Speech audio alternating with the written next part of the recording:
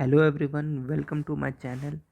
आज हम देखने वाले हैं प्रधानमंत्री आवास योजना P M A U. PMAYU। U का मतलब यहाँ पे अर्बन होता है। तो यह क्या है? एक फ्लैगशिप मिशन है। फ्लैगशिप मिशन किसको कहते हैं? ऐसे मिशन को जो मोस्ट इम्पॉर्टेंट हो और जो प्रोमिनेंट हो गवर्नमेंट के लिए, जिस पे वो ध्यान दे सके। वो एक तरीके से आपका हमेशा मेजर नेशनल गोल होता है। तो ऐसे जो मिशंस होते हैं उनको फ्लैगशिप मिशन कहते हैं।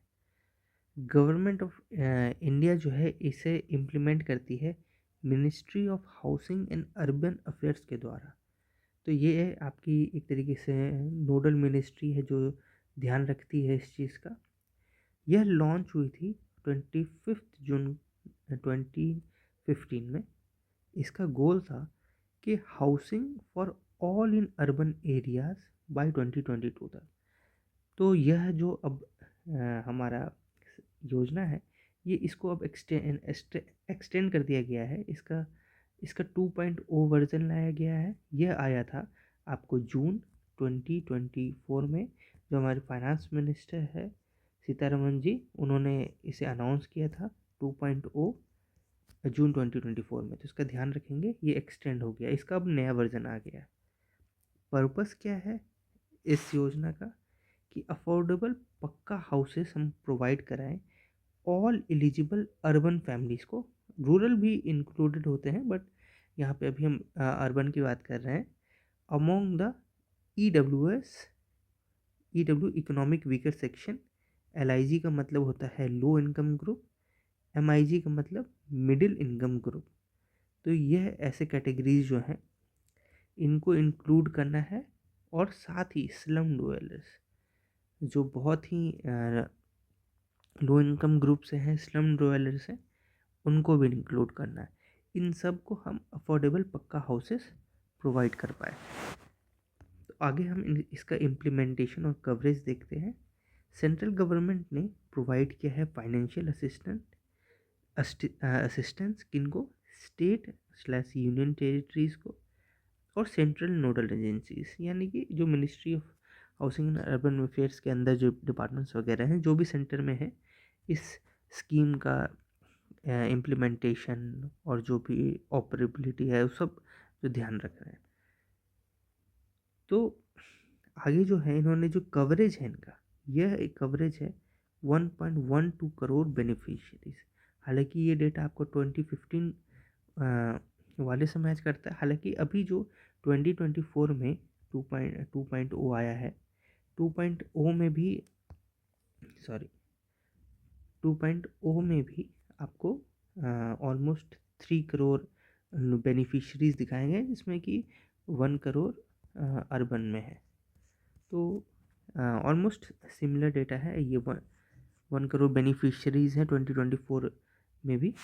तो और ये बेस्ड ऑन वैलिडेटेड डिमांड, यानी कि गवर्नमेंट जो है अपने हिसाब से डेटा जो लिस्ट तैयार करेगी वो उनको वैलिडेट करेगी कि घर जिनको मिल रहा है वो सही लोग हैं या नहीं। और हाउस की स्पेसिफिकेशन क्या होंगी? जो EWS है, इकोनॉमिक वीकर सेक्शन है, उनके लिए डिसाइड किया है कि up to 30 square meters carpet area हो।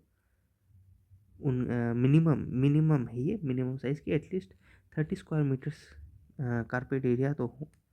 बट एक ऑप्शन है कि जो स्टेट और यूटीज़ हैं डिफरेंट, वो चाहे तो इंक्रीज़ कर सकती है साइज़, घर का size, after consulting the ministry. मतलब हमेशा पहले हाउसिंग एंड अर्बन अफेयर्स से आप एक बार बात कर लें, उसके बाद आप इंक्रीज़ कर सकते हैं घर के साइज़ को। एक और अच्छे प्रावधान इसमें वुमेन एम्पावरमेंट के लिए इसमें प्रोविज़न क्या है? ये मैंडेटरी रूल है कि जो भी फीमेल हेड है हाउस होल्ड की, उनको मस्ट है कि वो ओनर रहे और या नहीं तो को ओनर रहे। इससे वुमेन एम्पावरमेंट बढ़ता है, वुमेन को एक अफोर्डेबिलिटी में क्या कह सकते हैं, सिक्योरिटी मिलती है, सोशल सिक्योरिटी मिलती है। ठीक है। ये वही बात है, strengthen women empowerment in EWS and LIG categories के जो वुमेन हैं उनको हेल्प मिलती है। अनलाइक ओल्डर हाउसिंग स्कीम्स, जहाँ जो पुराने ओल्डर हाउसिंग स्कीम थे वहाँ पे ये एम्पावरमेंट अवेलेबल नहीं थे। तो हम आगे आते हैं कि 4 vertical components of PMAY urban. ठीक है, इसके 4 vertical components to accommodate different income levels, land availability and financial capacity. तो जो हम अकोमोडेट कर रहे हैं, तो जो डिफरेंट इनकम लेवल वाले लोग हैं और जो भी लैंड अवेलेबल हैं और फाइनेंशियल कैपेसिटी है, इन तीनों को ध्यान में रखते हुए हम अकोमोडेट कर रहे हैं। जो और PM जो हमारा ये योजना है वो यूज़ करता है 4 तरह के हाउसिंग ऑप्शंस। ठीक है, इन 3 कंडीशंस के बेसिस पे इन्होंने 4 ऑप्शंस निकाले हैं। कौन कौन से? इन सिटू स्लम रीडेवलपमेंट, इसका मतलब कि हम रीलोकेट नहीं करेंगे। ठीक है, जो स्लम्स हैं उनको उनको उनके ही लैंड पे डेवलपमेंट और अपग्रेड करने का मौका देंगे। मतलब हम उन्हें प्रोवाइड करेंगे अपग्रेड करने का। इन सिटू का मतलब होता है कि जो जिस लैंड पे वो रह रहे हैं उसी में उनको अपग्रेड करने का हम जो वेलफेयर प्रोवाइड करें। फिर क्रेडिट लिंक्ड सब्सिडी स्कीम है। इसमें हम जो भी लोन ले रहे हैं, लो इनकम ग्रुप वाले, जो भी लोन ले रहे हैं इनकम ग्रुप वाले, उनको हम इंटरेस्ट जो है वो काफ़ी लो लेवल पे प्रोवाइड करें।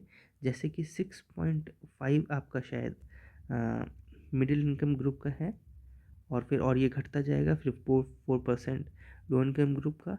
एक बार डेटा आप चेक कर लीजिएगा, मैं श्योर नहीं हूँ।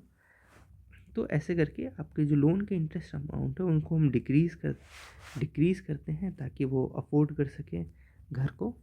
फिर affordable housing in partnership means कि पब्लिक और प्राइवेट जो पार्टनरशिप है वो लोग आपस में मिल करके हाउस डेवलप करें इनके लिए, स्लम्स के लिए, स्लम डवेलर्स के लिए, EWS के लिए, LIG के लिए। तो जब पब्लिक और प्राइवेट आपस में आकर के काम करते हैं तो जो प्राइस है, जो कंस्ट्रक्शन कॉस्ट है वो डिक्रीज़ हो जाती है, किसी एक पे ज़्यादा लोड नहीं पड़ता है।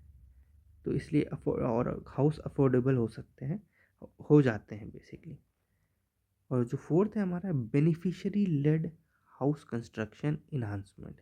इसमें हम बेनिफिशरीज़ को ही जो है वो कैश प्रोवाइड कर देते हैं ताकि वो खुद अपने घर को कंस्ट्रक्ट कर सके, या नहीं तो इन्हांस कर सके। अगर पहले से उनका घर है तो इन्हांस कर सके।